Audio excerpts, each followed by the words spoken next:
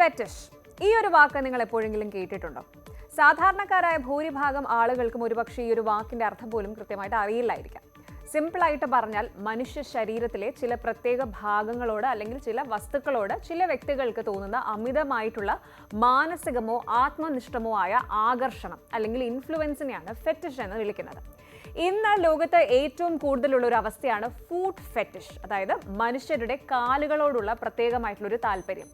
കേൾക്കുമ്പോൾ ചിലർക്കെങ്കിലും വിചിത്രമായിട്ട് തോന്നാം. എന്നാൽ ഇതേ ഫുഡ് ഫെറ്റിഷ് ഇന്ന് ഇന്റർനെറ്റ് ലോകത്തെ കോടികൾ മറിയുന്ന ഒരു വമ്പൻ ബിസിനസ് മാർക്കറ്റ് ആണെന്ന് പറഞ്ഞാൽ നിങ്ങൾ വിശ്വസിച്ചേ മതിയാകും. അതെ, സ്വന്തം മുഖം പോലും കാണിക്കാതെ നിങ്ങളുടെ വെറുതെ കാലുകളുടെ ചിത്രം മാത്രം പകർത്തി ഓൺലൈനിലൂടെ വിറ്റ് ലക്ഷങ്ങൾ സമ്പാദിക്കുന്ന ഒരു വിചിത്രമായിട്ടുള്ള ട്രെൻഡ് ഇന്ന് സോഷ്യൽ മീഡിയയിൽ പടരുകയാണ്.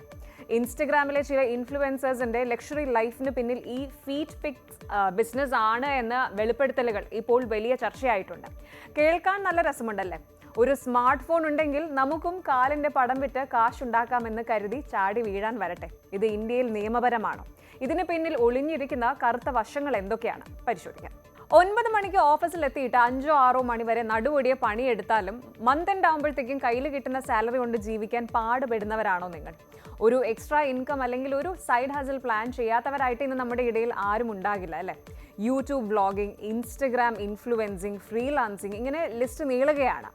കഴിഞ്ഞ കുറച്ച് ദിവസങ്ങളായിട്ട് സോഷ്യൽ മീഡിയയിൽ കറങ്ങി നടക്കുന്ന തികച്ചും വിചിത്രവും അവിശ്വസനീയവുമായ ഒരു ട്രെൻഡിനെ കുറിച്ചാണ് ഇന്ന് നമ്മൾ സംസാരിക്കാൻ പോകുന്നത്.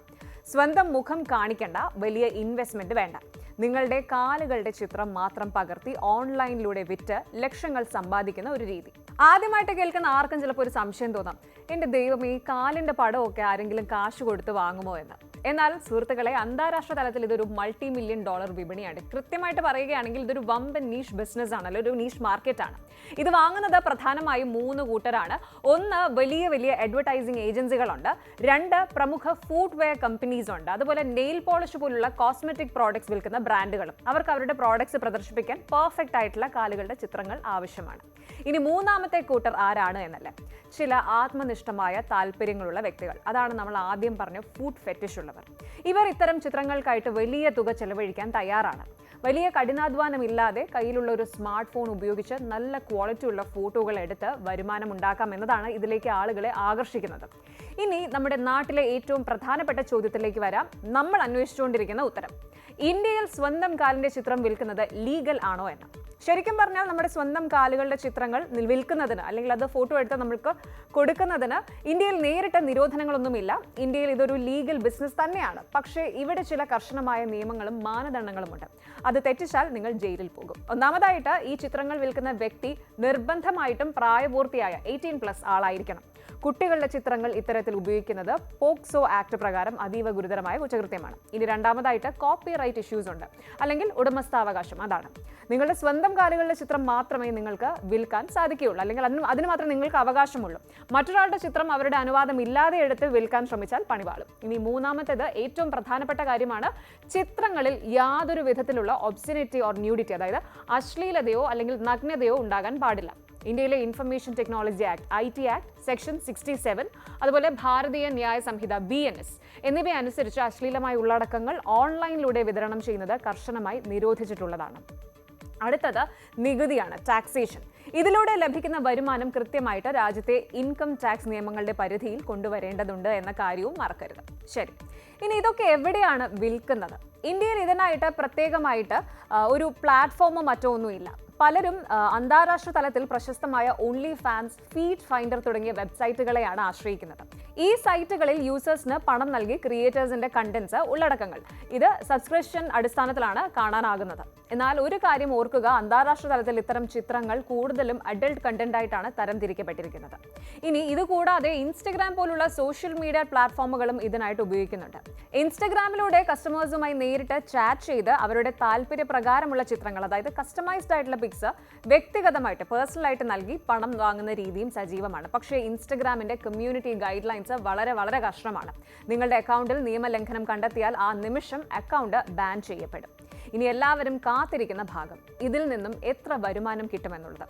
സോഷ്യൽ മീഡിയയിൽ കാണുന്നത് പോലെ റീൽസ് ഇട്ട അടുത്ത ദിവസം തന്നെ ലക്ഷപ്രഭുക്കളായി മാറാൻ പറ്റുമോ എന്നുള്ളതാണ് ചോദ്യം. യഥാർത്ഥ ഫാക്ട് എന്താണ് എന്ന് വെച്ചാൽ ഇതിലൂടെ ലഭിക്കുന്ന ആ ഒരു ഇൻകം വ്യക്തികളെയും അവരുടെ കണ്ടന്റിന്റെ ക്വാളിറ്റിയെയും ആശ്രയിച്ച് വളരെയധികം വ്യത്യാസപ്പെട്ടിരിക്കുന്നു. ലൈറ്റിംഗ്, ബാക്ക്ഗ്രൗണ്ട്, ചിത്രങ്ങളുടെ ക്വാളിറ്റി, അതുപോലെ പെഡിക്യൂർ തുടങ്ങിയ കാര്യങ്ങളൊക്കെ ഇതിൽ പ്രാധാന്യമുള്ളതാണ്.